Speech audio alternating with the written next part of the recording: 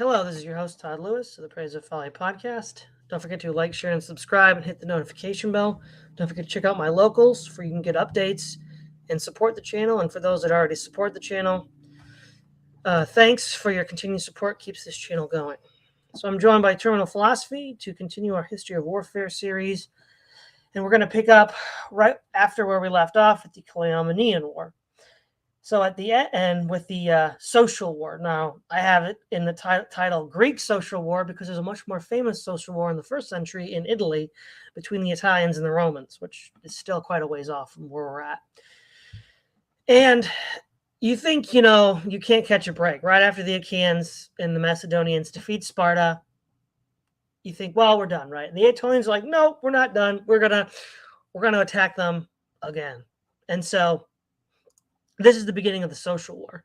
So to sort of set this up, because with the treaty with Antigonus Doson, who again died fighting the Dardanians, and Aratus of the Achaean League, there's what was called the Symmarchy, which also included the regions of Acarnania, Boeotia, and Epirus, with Macedon as the default hegemon of Greece. This should be seen in an analogous fashion to Philip II's Corinthian League, where he consolidated large parts of Greece under his control. And so we see that the Aetolians are sort of sandwiched in between them. The Aetolians are south of Epirus and west of Boeotia. And so they decided to launch a sort of spoiling attack in conjunction with the Illyrians. And like the Illyrians, they had a reputation for being piratical. So one of the things that we see is that the strategos, Ariston of Trichonon, goaded on by his nephew Scopas in Dormachus, went to war. At this point, Sparta, you'd think, it's like, well, we already lost, right? Cleomenes is dead. Oh, no, we'll fight again. So Sparta joins the Aetolian League. And we see that at the beginning, much like Cleomenes in the beginning of the Cleomenian War, the Aetolians scored numerous initial victories. The casus belli here is Messina, which was the last ally of the Aetolians in the Peloponnesus and was at risk of joining the Symmarchy. So Scopas and Dormachus were sent by Ariston to the border, and they went to the border city of Phygalia in the province of Tryphilia to fortify the resolve of the Achaeans, or the Messenians. And on their way to Messenia, the Aetolians raided and pillaged the Peloponnesus, the cities of Patras, Pherae, and even some cities in Messina itself, which ended up having a counteracting effect, and they switched sides to the Achaeans. Aratus was strategos at the time, and in typical fashion was unable to win military victories, continuing his lackluster track record from the Cleomenian War. One of the first battles that occurs, he basically has heavy infantry and heavy forces on the plains and somehow manages to bungle it and lose to the lightly armed Aetolians, who on the plains should have, by the book, been defeated. And so this leads him to rely more on his diplomacy and his rhetoric. So when he is brought to trial for his conduct in the war, he uses his rhetorical skills and his diplomatic skills to sort of salvage his political career and avoid the harshest penalties. These brothers continue to raid Cynetia and Arcadia. Aratus was recalled, I mentioned that. And then Philip V of Macedon reaffirms his allegiance to the Achaean League. And we'll see this again. The Macedonians do rather well against Greeks, but when we get to the Macedonian wars with Rome, very poor against Romans. And we'll see that Philip as well continues on the sort of mastery of the art of war that we saw with his predecessor Antigonus, being able to not only win land battles but launch combined land-sea operations. So he's one of the last of the Symmarchy to mobilize because he's far away from the confrontation that's being developed. And so his strategic position is that, well, the Peloponnesus is under threat. He doesn't want that to fall.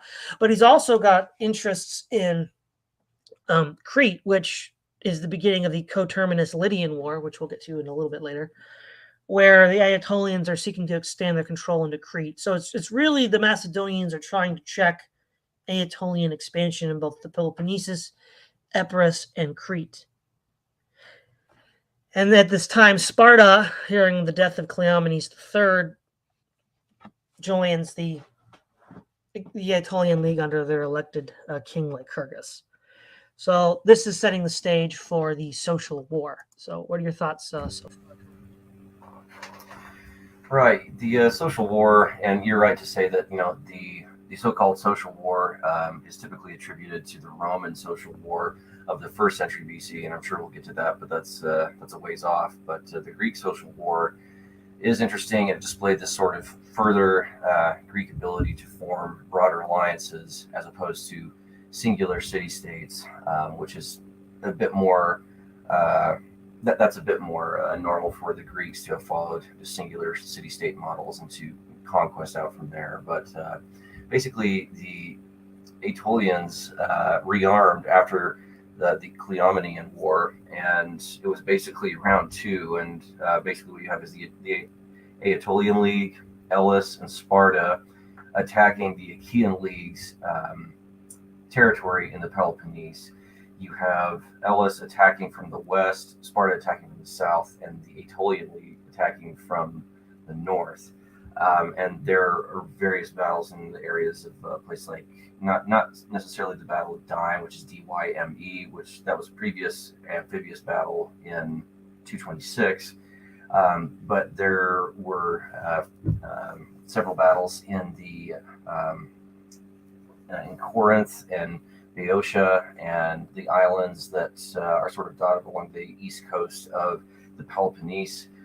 Um, it's just you've got a collection of city states, and for the Achaeans, you have the Macedonians under Philip V, after who was the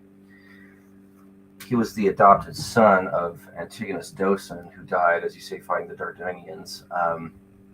And so you have Macedonia, the Achaean League, Acarnania, Boeotia, Epirus, and Messenia. So once again, the Aetolians are basically now this is of course what you mentioned earlier, the strategist Ariston of Trachonian. He was the one who set forth the plan, this multi-pincered attack from the west, the south, and the north from the Aetolians. And it started off as sort of Aetolian raids because they felt threatened by Macedon after the Illyrian Wars lost a bunch of territory, and so the Aetolian League was starting to gain more territory by places like close to Thermopylae and places like northern Boeotia. So the Macedons started taking sort of defensive measures, and that defensive measure was basically those defensive measures materialized in the form of things like just the construction of new legions, or sorry, I should say new formations, because these are the Romans, but new armies, and that was all the Aetolians needed in their mind to rearm and draw battle plans to take on the Achaean League again. So but it started off with raids, and then there was a formal declaration of war by way of Philip V because of conflicts at the Battle of Caffa.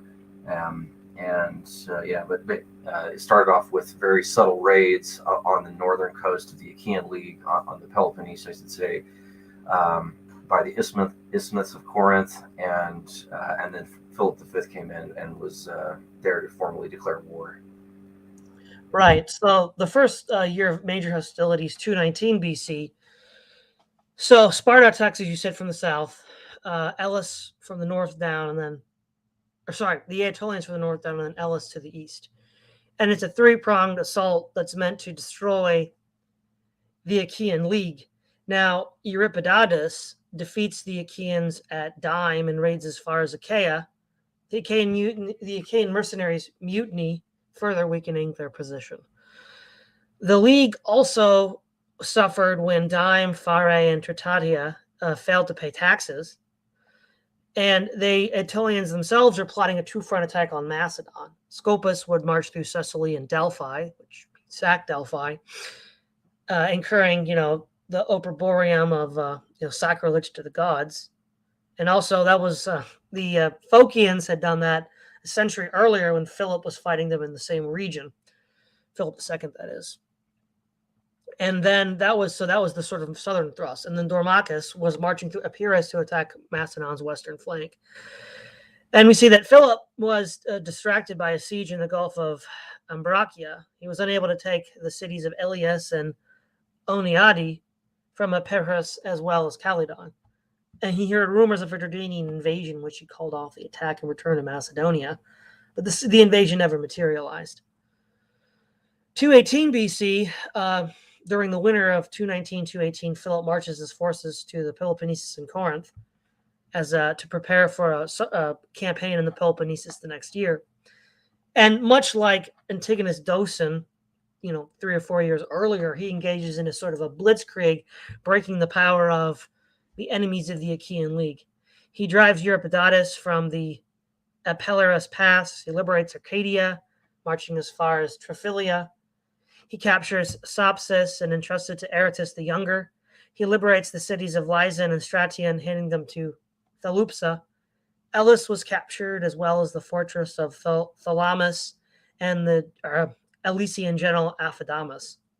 He captures Phigililia and restored them to their freedom and territory. The combined army of Aetolians, Illyrians, and Spartans were holding up in a fortified position at Symmachium and negotiated a settlement rather than fighting a siege that they knew to be futile. Philip tried to attack the Aetolians directly. This was a bit harder. He launched an amphibious attack on the island of Cephalonia, but was repulsed at the walls of Pale, and then he abandoned the hope of attacking the Aetolian homeland. He then sailed back through the Gulf of Umbracia to attack Thermon and loot its temples. Philip then sailed to Corinth to march south and deal with Sparta. He marched as far south as Githium, which is the port that Cleomenes escaped from at the end of the previous war, pillaging all the unfortified Spartan towns. And it's also important to reference again that in elder times, the Spartans said that the walls of the city of Sparta were her own men. How the times have changed, that Sparta, beginning with Cleomenes and continuing on through the rest of these wars, is using fortified walls, positions, and entrenchments, something that the elder Spartans would never have done. I think that's in large part the result of the increasing complexity of war rather than the lack of prowess of the Spartans, as we saw Cleomenes demonstrate in his string of victories in 227, 226, and 225. Lycurgus, the then king of Sparta, marches to defend his position, but is worsted by Philip and Demetrius of Pharos.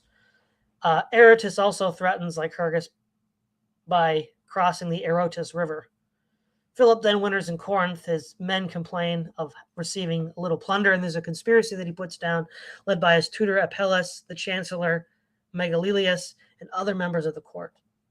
So we see here very much the same as we saw in the Cleomenian War, a sort of a repeat here. The Aetolians are lackluster, and the Achaeans are lackluster in war, suffer a string of reverses, which, as soon as the Macedonian army is mobilized, is able to undo in rapid fashion. And we see again that Philip V shows his ability to take fortified positions, defeat enemies in the field, and launch combined sea operations, though arguably not quite as successful as Antigonus. You're absolutely right. And, one particularly interesting thing that Philip had attempted in 219 was this sort of this failed or sort of bungled siege of the Gulf of Umbracia, where there was an attempt to gain an upper hand in the naval side of the war with blocking off certain, basically just blockading certain cities of the Aetolians. So he lost a lot of time and resources and energy because of that. But of course, something you mentioned earlier too, I think deserves some attention, is that the Spartans at this point in Greek warfare are really they're really coming up against great competitors, because so much has changed in terms of like tactics and strategy, and the new dynamics of war at that time, because there's a much higher use of cavalry, and that's just something that the Spartans, while yes, they had cavalry themselves, and they had for a while, the large numbers of cavalry is something that the Spartans actually ended up suffering a lot from in this war, because they just didn't have answers for every single thing, when in fact they did in 2 centuries earlier. But yeah, as you say, it's true to say there's just a lot of complex and obscure Greek cities involved that are sort of mentioned in this war and then almost mentioned never again. But this is basically a tough first year for the Macedonians until they can get their army mobilized. And Philip V, who is still quite young, he's just basically learning some tough lessons in this first year. And then by the end of 219, they basically winter, and I think they winter in Corinth is where they ended the first campaign. Right, and so the last year of the war, 217, the Strategos Eperitus of Pherae was replaced with Aretus of Sicyon. So again, Aretus's silver tongue and diplomatic skills keep him in the center of diplomatic decisions in the league. The Aetolians try raiding Achaean territory in order to repeat their successes of 219. Euripidatus managed to raid as far as the outskirts of Agion, but on his return, laden with loot, he's blocked in a Leontion by Lycus of Pherae, in a battle which he's almost utterly destroyed. So out of a force of 2,000 foot and 600 horse, 400 men are captured or killed and 200 are captured. The Achaean Hippomarch Demodocus raided with his horse as far as Elis and killed 200 more men and 80 captive. So if we assume that these are the continued pursuit of the same troops, then we lost 600 dead and 280 captive, which is over almost half the force that went out.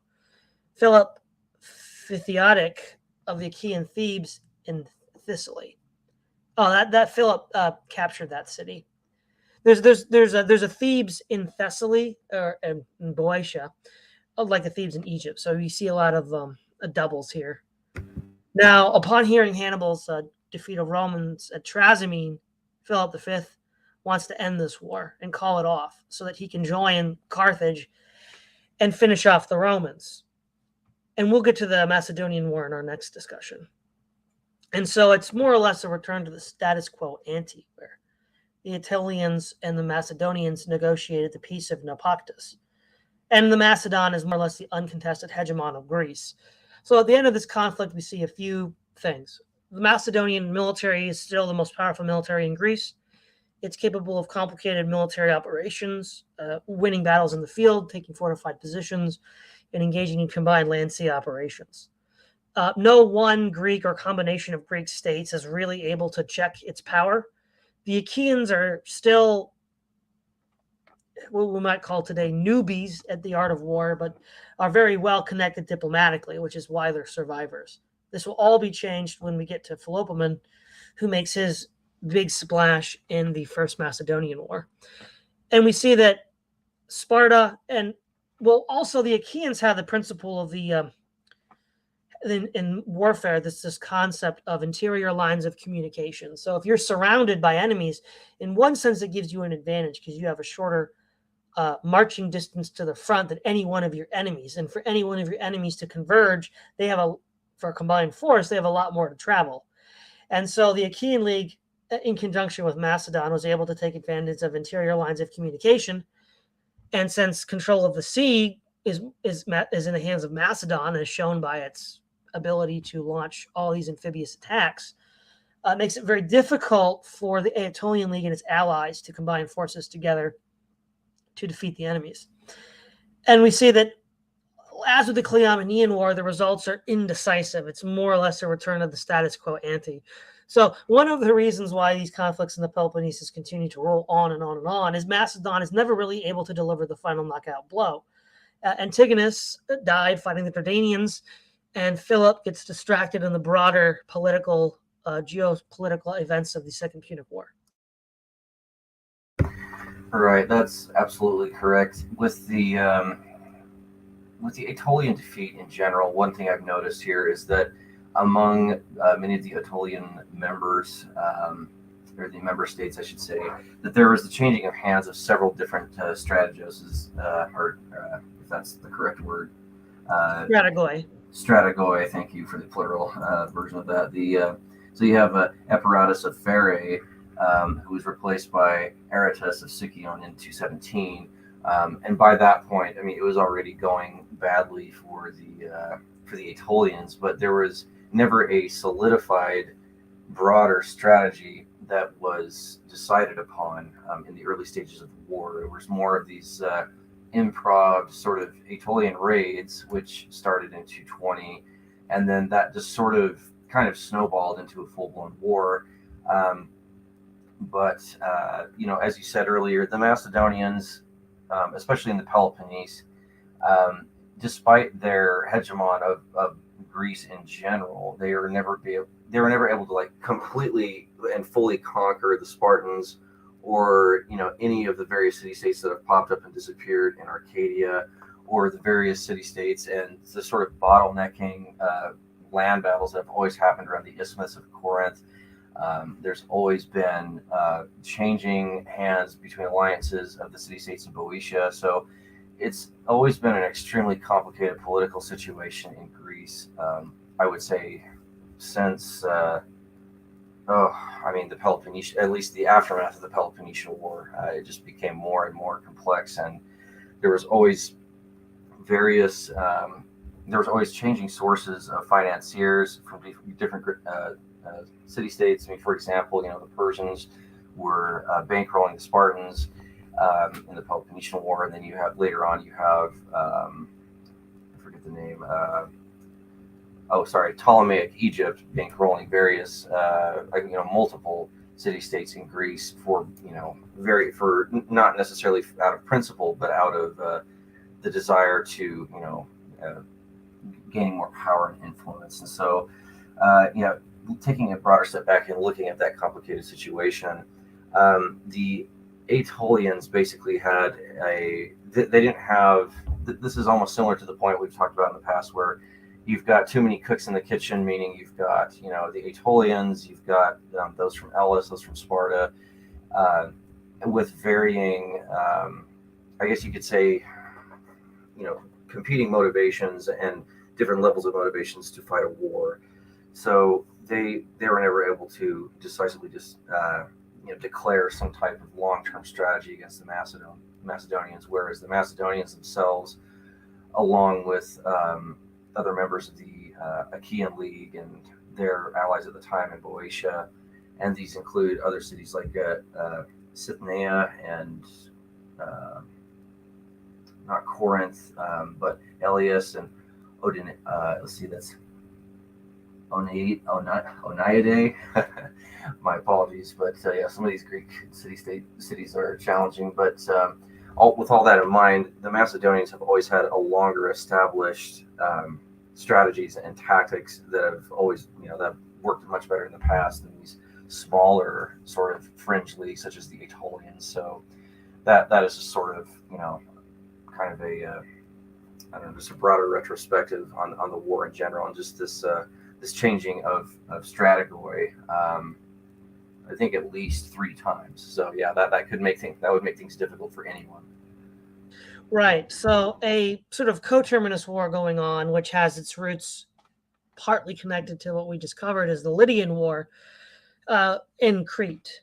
And this also demonstrates the military superiority of the Macedonians in all the areas in which we discussed.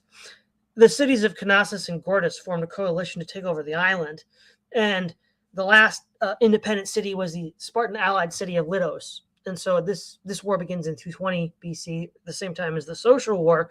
So Sparta is involved on both sides of the Aegean here. And what basically happens is there was a returning Rhodian from the island of Rhodes, Navarch named Polemocles, who had been returning from negotiating a dispute between Rhodes and Byzantium over trading rights. And he was recruited by the citizens of Knossos to wage war against Lidos. The city of Eleuthernia accused the Rhodians of assassinating one of their citizens and declared war on Rhodes. And the Knossos-led coalition then fell apart. Polyrrhena and Lappa left the coalition and joined Lidos. In the city of Gortys, a civil war broke out, where the elders of the city turned against its younger population, which supported the League, the Knossos League. The Aetolians then escalated by sending troops. Well, they already had troops in the region of Sardinia, and they decided to directly intervene with the Knossos coalition. And they sided with the elders of Gordius, 1,000 Aetolian fighters. And they were invited into the city and then killed all or attempted to kill and arrest the younger members who holed up in the fortress of Phaistos. And then the younger members of the city held up in that fort, tried to attack the city's port, presumably in a way to escape or bring in allies. This coalition led by Knossos, while it was tied up fighting Gordius, the Scythians of Litos launched an invasion of neighboring territories. And word was caught of this by the Knossos coalition, and they took the city of Lidos by surprise, captured the women and children, and burned it to the ground. The remaining men retired to Lappa.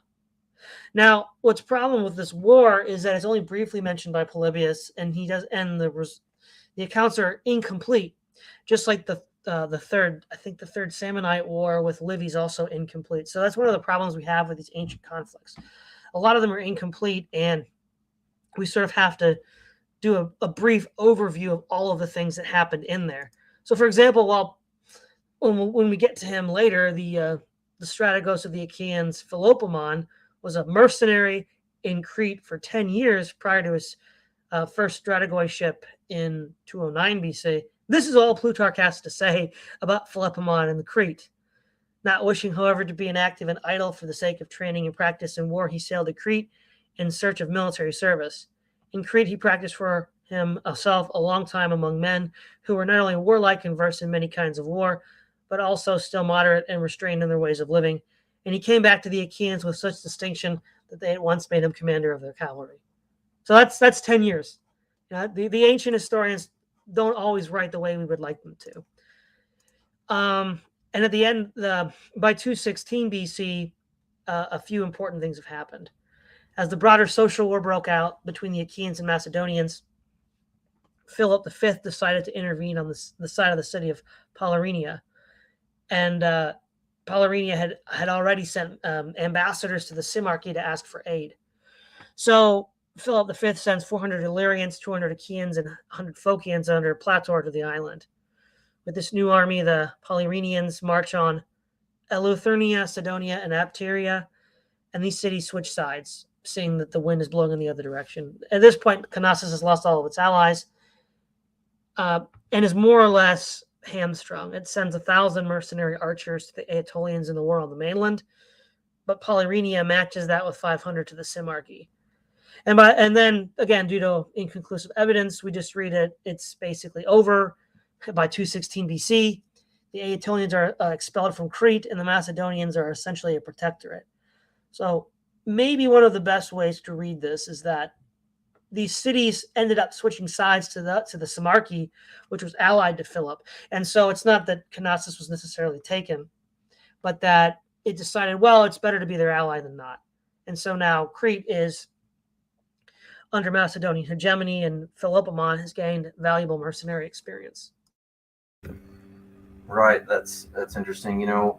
As far as reading into the history of this goes, it's usually Polybius that has discussed, as far as I remember, most of the land battles on the Greek mainland, and then as for the campaign only the few battles that happened in Crete in 216, that was more covered by Plutarch, or at least I remember reading from Plutarch about the conflicts in Crete, and then Polybius for the more the Greek mainland. So I found that kind of interesting. But yes, I mean, as you said earlier, the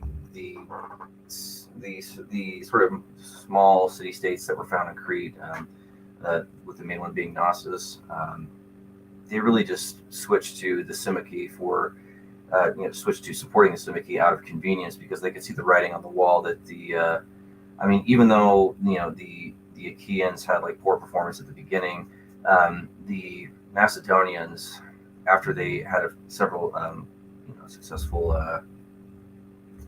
victories in 217, and especially at places like Thermon and also with the Spartans being defeated, there Cleomenes being defeated in 217 at places like I think it's Leontien.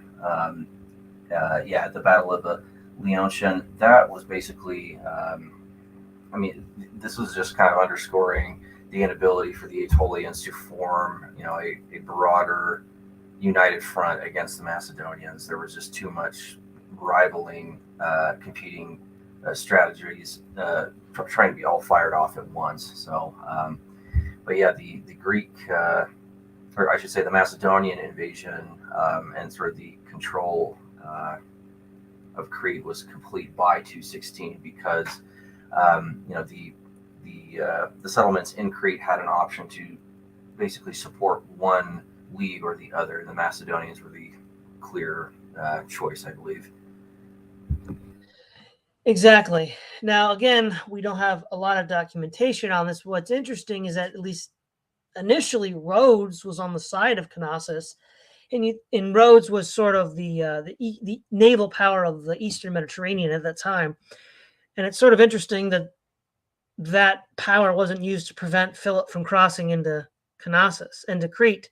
So it's difficult to tell because a lot of the documentation isn't really there. So it seems that possibly Rhodes just pulls out. Because what makes Crete different than the Peloponnesus is that it's not flat. It's not suitable for large phalanx battles. It's hilly, rocky, and mountainous, and it's more suitable for hit and run guerrilla type tactics, which is also why Crete is famous for its archers, its bowmen, because that hoplite warfare, as we'd see in the Greek proper peninsula, isn't really feasible in Crete. You need to have more light hit and run forces.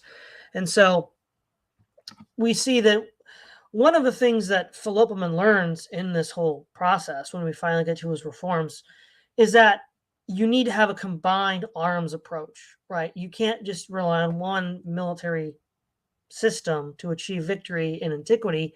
You need to have a combined arms approach. And it seems that early on, as we start with the Cleomenian War, the Macedonians were armed in their own fashion, similar to Philip and Alexander the Great.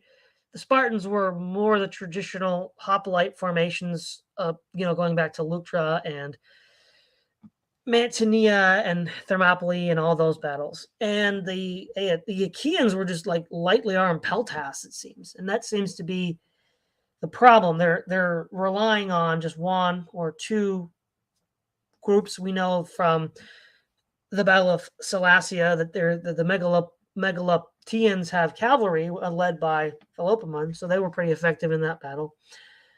But what Philopoemen does learn from his own experience in Crete and presumably from observing the defeats that Aretas suffered is that you need to have a combined arms approach. And if we look at which Macedon had, right? Macedon's stunning victories over the Cleomenes in the Cleomenian War and over the Aetolians and their alliance was the result of their combined arms approach. And so that's the real lesson of these two conflicts, lessons that Philopoemen will put to use in future years.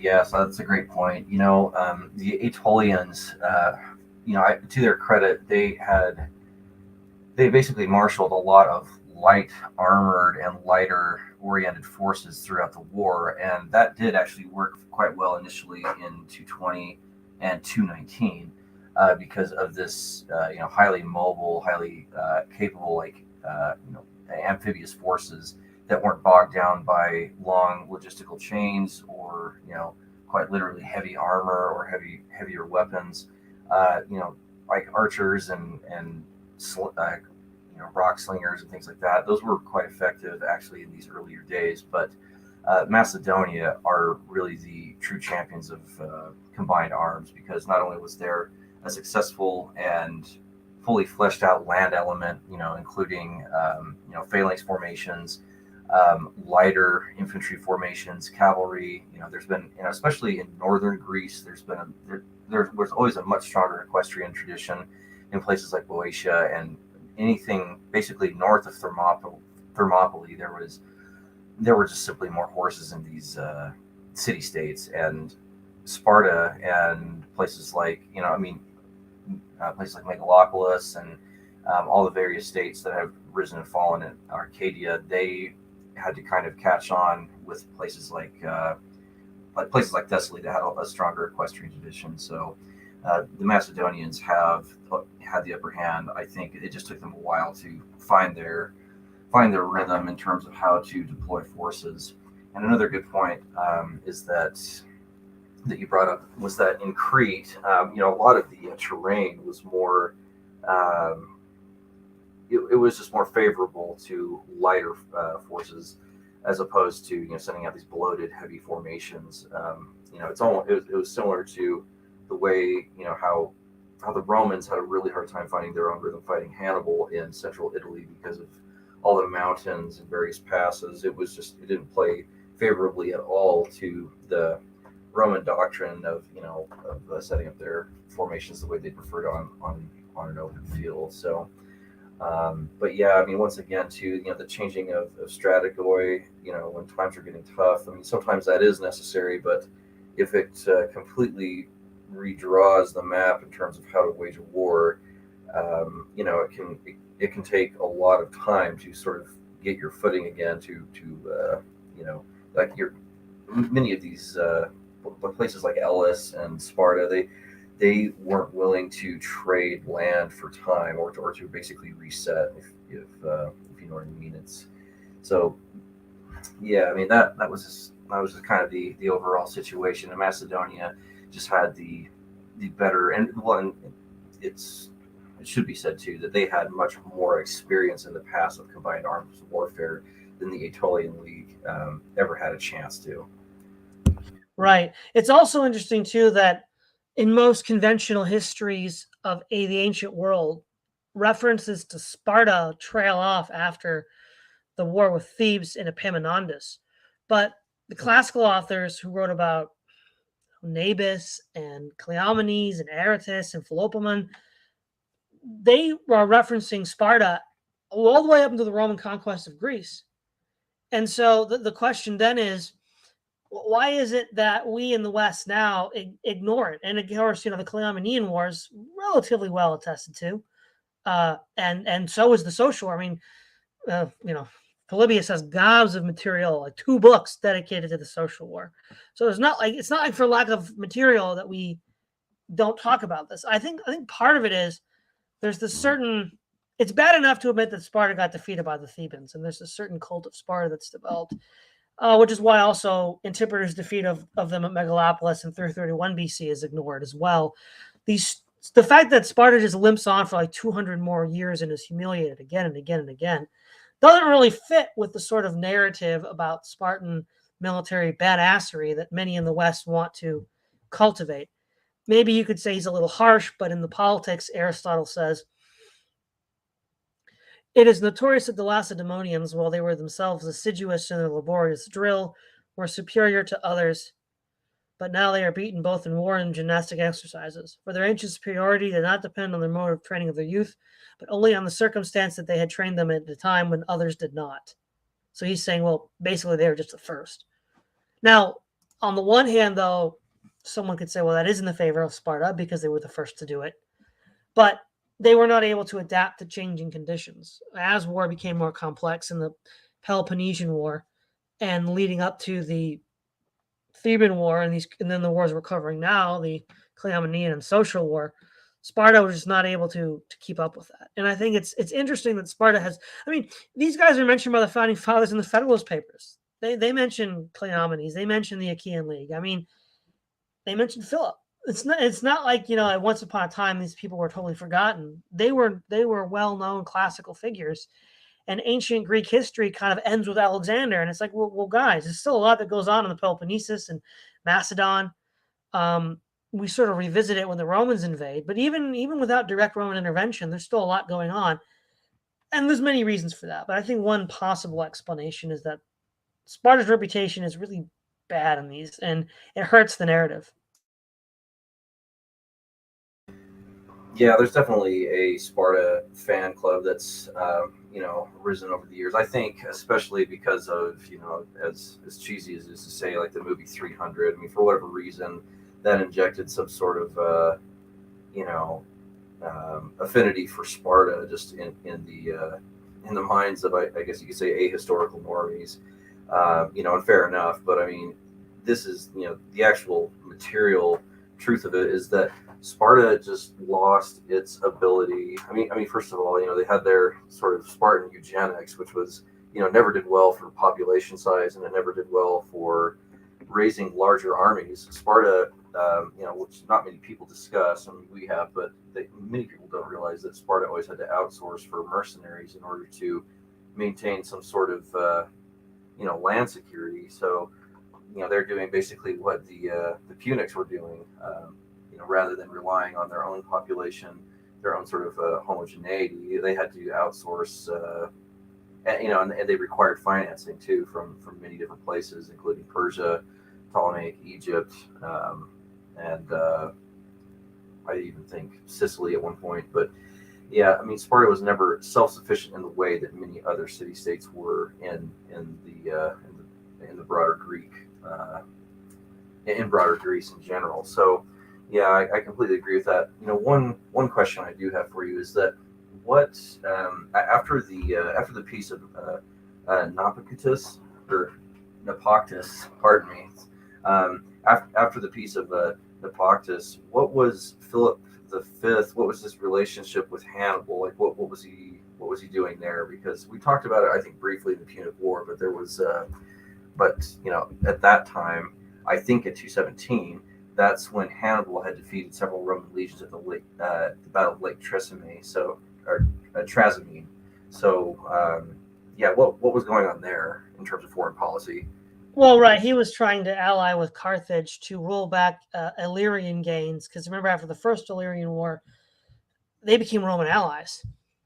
So, and more, but even more to the point, to weaken Rome's power in general, because a lot of these neighboring kingdoms and states were fearful of Roman expansion. I think the last thing I want to say here is with the Achaean League is its resilience. We see that it can suffer military setback after military setback in both the Cleomenian War and this war, and still hold the league together long enough for the Macedonians to rally the troops and move in and crush their enemies. Now, future victories under Philopoemen will be without the assistance of the Macedonians, having already learned the art of war under a master commander. They can start winning on their own terms. But what it does is it reminds me of Rome, how Rome could suffer defeat after defeat after defeat, and the cities, some defect, but the majority still hold together.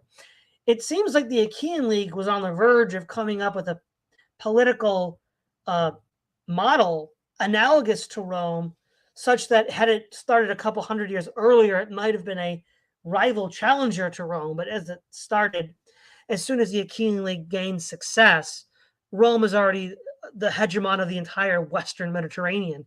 It's like an ant versus an elephant. Right, I totally agree. Yeah, I think the probably just some closing statements I'll have here for the social war and just sort of broader Greek uh, politics in general is that I mean, yeah, you're absolutely right.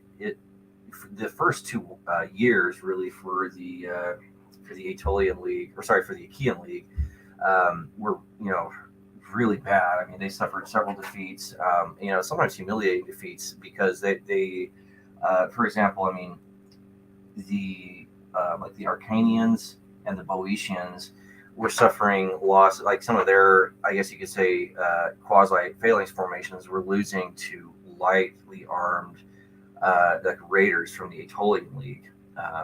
So, of course, it takes a while because the Macedonians had to prepare an entire army for multiple campaigns, which often sometimes goes into the winter, and so they, it took the Macedonians, one could argue, longer than maybe it should have to organize. But overall, I think that this is another classic example that systems generally win out against figures or cult of personalities, or even this sort of pompousness that sometimes go along with Sparta, with affinities for Sparta or affinities for Persia or something like that. Well running systems typically do better than these cult of personality types or just like a single figurehead or a single state that is just known for one particular thing or characteristic. I think that's and then of course the reason why the Aetolian League was able to gain as much ground as they did was because of the Illyrian War, the gains that were made in the Illyrian War, which I think one might ask, okay, well, this is really confusing sort of smorgasbord of different alliances and different city-states that often changed hands. How did the Aetolians even get here? Well, that's really just from the first Illyrian War, and those gains were made in basically Western Boeotia, where they kind of formed their center of power. Right. Well, thanks again, Terminal Philosophy. Yeah, thanks for having me. This is Todd Lewis of the President Folly Podcast, signing off.